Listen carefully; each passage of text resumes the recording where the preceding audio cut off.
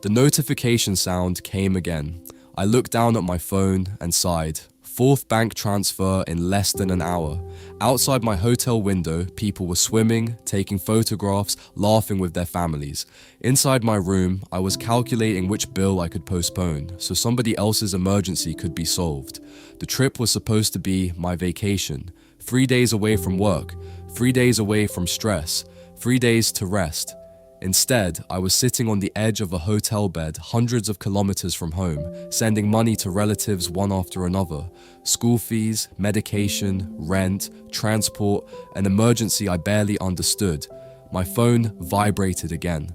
I stared at the screen before answering, not because I was angry, because I already knew what the conversation would be about. Money.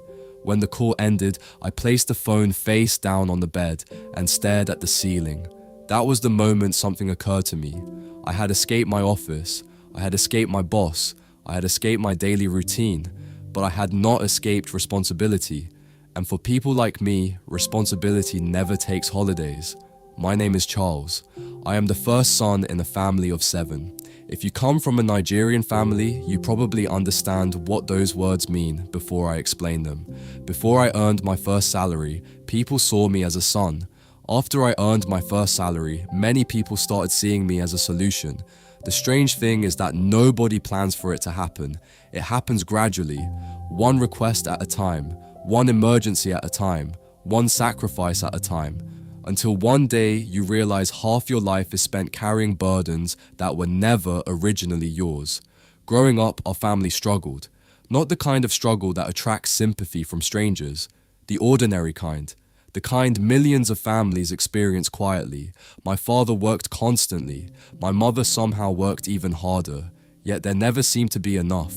School fees arrived before salaries. Medical bills appeared without warning. Unexpected expenses became expected.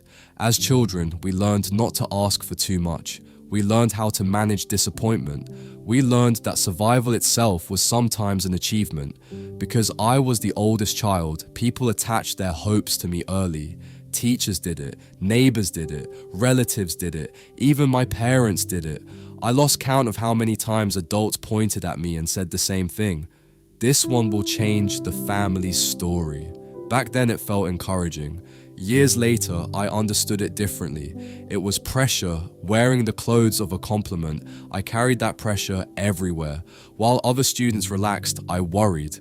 While other students experimented, I planned. Every decision felt important because failure seemed expensive, not just for me, for everyone connected to me. Eventually, the hard work paid off. I graduated, found a good job, moved to Lagos, started earning a decent income. The celebration that followed felt like a family victory. My mother cried. My father thanked God repeatedly.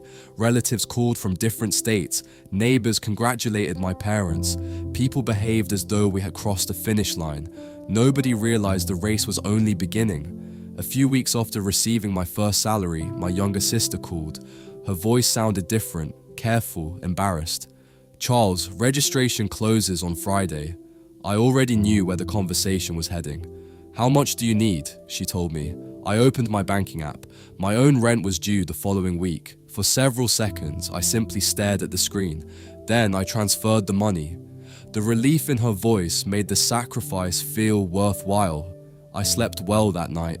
Helping felt good. At the time, I thought it would be an occasional thing. I was wrong. A few months later, my parents needed help covering household expenses. Then came a medical bill, then another emergency, then transport money, then support for a relative's business, then funeral contributions, then church obligations. One request became 10, 10 became 50, 50 became normal. The strange thing about responsibility is that it expands quietly. You rarely notice the weight while it is increasing. You only notice when standing up becomes difficult. As my salary increased, expectations increased with it. When I received a promotion, requests multiplied. When I bought a car, people assumed I had become wealthy. When I moved into a better apartment, they assumed I had unlimited money. Nobody saw the loans. Nobody saw the financial planning. Nobody saw the nights I stayed awake worrying. They only saw evidence of progress, and progress attracts dependency. One evening, my friend David and I met for dinner. We had known each other since university. The conversation drifted toward finances. I mentioned that despite years of employment, my savings were surprisingly small. David frowned. Then he asked a question I had never seriously considered. What happens if you lose your job tomorrow? I laughed, not because it was funny, because I genuinely did not know. My entire financial life revolved around helping other people survive. Very little of it revolved around protecting myself. The question followed me home that night. It stayed in my head for weeks. Then life became busy again, and I ignored it until my father retired. His pension payments were delayed. Months passed, then more months. Income that had supported the household disappeared almost overnight. Suddenly, many of his responsibilities became mine. Electricity bills, medical expenses, house maintenance, food, daily support. The burden grew heavier. Then my younger brother lost his job, another responsibility. A cousin's business collapsed, another responsibility. An aunt developed serious health complications, another responsibility. The list never seemed to end. I remember one month when I sent money to 11 different people. 11. At the end of the month, my account balance looked almost identical to what it had looked like years earlier. Yet everyone kept congratulating me on being successful. That word started irritating me. Successful. People saw income, they never saw obligations. One evening, I returned home after an exhausting day at work. My phone showed 23 missed calls. 23. I sat on the edge of my bed staring at the screen. Not one call was about me. Not one person was checking whether I was okay. Every call represented a problem, a request, a need, an emergency. For the first time in years, I felt tired in a way sleep could not fix. Not physically, emotionally, mentally, spiritually. And then a thought entered my mind. I was tired of being needed. The guilt arrived immediately. Good sons help, responsible men help, family comes first. Those beliefs had shaped my entire life. Yet another question kept growing louder. What happens when the helper needs help? I did not know, because nobody ever asked. The breaking point arrived during my mother's hospitalization. The treatment was expensive, far more expensive than expected. At the same time, my brother still needed support. My father's pension issues remained unresolved. Other obligations were already waiting. For years, I had somehow managed to keep everything moving. This time I couldn't.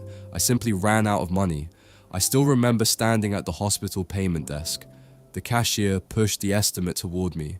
I looked at the figure, then looked again, as though the number might shrink if I stared long enough. It didn't. Behind me, patients moved through the corridor. Nurses walked past, phones rang, conversations continued, the world kept moving. Meanwhile, I felt completely frozen. For the first time in my adult life, I had reached the edge of what I could carry. Later that evening, I sat alone inside my car in the hospital parking lot. I checked my account balance repeatedly. The number never changed. I rested my forehead against the steering wheel, and I cried. Not because of the money, because I felt like I was failing everyone. For years, I had solved emergencies. Now, I was facing one I could not solve. The next morning, my phone rang. It was my younger sister. I expected another request. Instead, she said something unexpected. How much is still remaining? I was confused. Remaining for what? Mom's treatment. A few hours later, she transferred money. Then my brother called, then a cousin, then an uncle, then another relative. Throughout the week, my phone kept ringing. But for the first time in years, nobody was asking me for money. They were sending it. Some contributions were small, some were significant. Every one of them mattered. For years I had answered everyone's calls. Now people were answering mine without being asked. The experience changed something inside me. I realized many people had become dependent partly because I never allowed them to become anything else. I had spent years rescuing everyone before they learned how to stand on their own. I had convinced myself that carrying everything was love. Sometimes it was, sometimes it wasn't. Sometimes it was fear. Fear that things would collapse if I stepped back. Fear that saying no made me selfish. Fear that boundaries made me a bad son.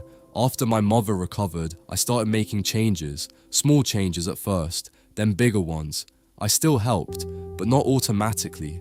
I still supported family, but I also paid attention to my future. I built savings, reduced unnecessary sacrifices, created limits. Not everyone appreciated it.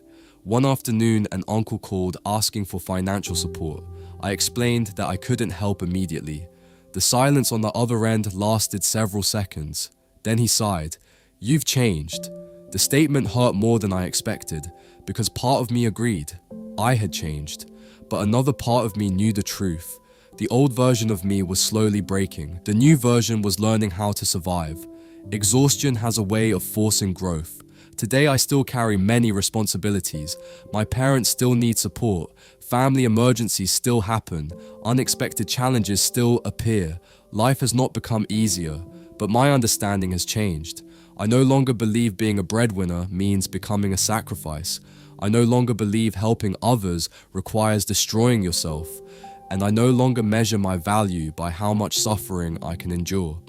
A few months ago, I finally took another vacation. This time, when my phone rang, I didn't answer immediately. I finished my meal first, watched the ocean for a while, took a walk, then returned the call. Years earlier, that would have felt selfish. Now it feels healthy, because I finally understand something I spent most of my adult life learning. The strongest bridge in the world eventually collapses if nobody allows it to rest. People admire your strength. People celebrate your sacrifices. People appreciate your generosity. But very few people ask whether you are tired. The truth is that every promotion created new expectations. Every breakthrough created a new dependence. Every success created new responsibilities. For years, I believed that was simply the price of achievement. Maybe it is, but achievement should not cost your peace entirely. Because if the person carrying everyone eventually breaks, everybody falls together. And these days, whenever someone calls me the family breadwinner, I simply smile. Not because the title makes me proud, but because I finally understand something I ignored for far too long. Even breadwinners need somewhere to rest.